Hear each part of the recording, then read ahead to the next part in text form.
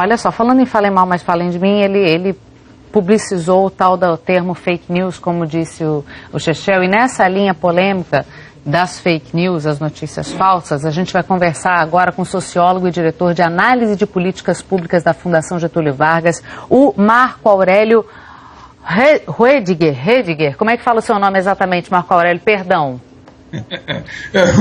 Rudiger, perdão. Ele está em um evento em Washington para discutir como combater essas notícias falsas. Marco, boa tarde para você.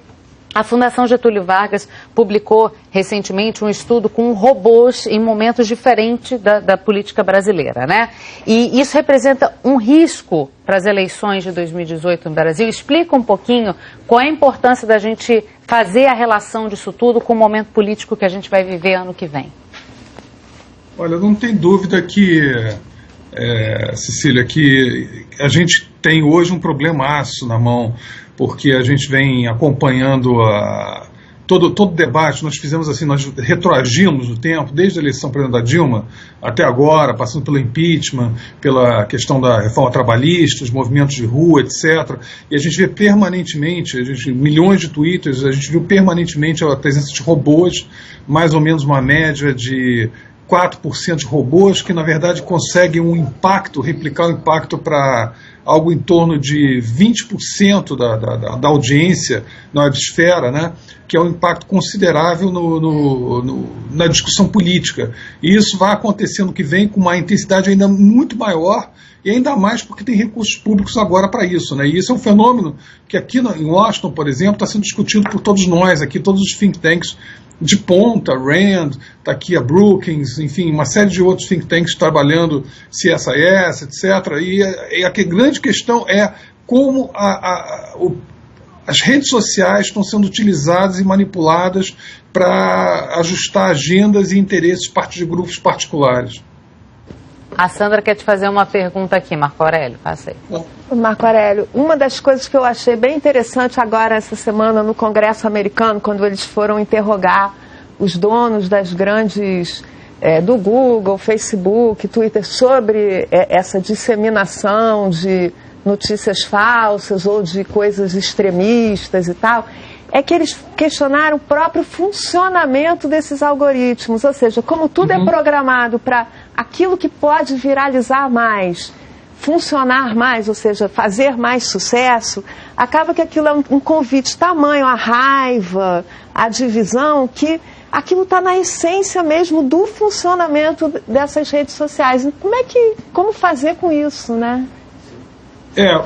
Acho que é muito bem apontado por você. O negócio é o seguinte: se você olhar as audiências que estiveram no Congresso americano agora, que ocorreram agora, quem estava lá representando as empresas não eram os donos das empresas, não era o Mark Zuckerberg e tal.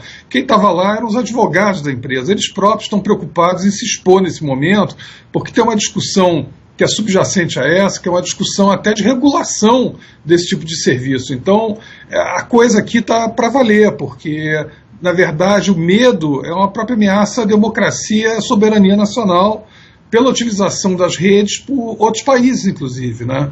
Então, não só, digamos assim, a política interna, ela acaba operando esse tipo de mecanismos a favor de determinadas agendas, né? Mas também outros países podem operar esses mecanismos em época de eleição, parecendo que é uma discussão interna do país, quando não é. Então, no caso brasileiro, por exemplo, você tem várias complicações. Você tem dinheiro público agora envolvido na utilização de redes sociais, né, como dentro dessa reforma que foi discutida agora e foi aprovada, né, para os partidos. Então, eles vão poder usar dinheiro público para pagar impulsionamento, por exemplo. Isso é um negócio complicado, porque os órgãos de regulação, os tribunais superiores e tal, não estão exatamente preparados para fazer um acompanhamento disso, né? Então, isso é uma preocupação. A outra é quem está por trás, por exemplo, da disseminação de fake news e da utilização e construção de robôs. A gente sabe, por exemplo, por estudos nossos, que nem todos os robôs não estão localizados no Brasil, uma parte deles, pelo menos, né? Então você vai encontrar na Malásia, vai encontrar na Índia, vai encontrar em outros países. Então nós estamos com uma preocupação muito grande, na verdade, muito de ponta com outros países aqui, principalmente nos Estados Unidos, mas europeus também, em como proteger a democracia e manter as redes como um canal aberto para todos, mas ao mesmo tempo não permitir distorções que ameacem a democracia. Fato, Marco Aurélio, porque por trás de toda essa tecnologia tem pessoas bem intencionadas e mal intencionadas o tempo inteiro. A gente espera que essas usinas de ideias, esses think tanks aí, consigam chegar a um consenso e soluções para isso tudo. Muito obrigada pela participação aqui com a gente. Sucesso aí para vocês, viu, Marco Aurélio?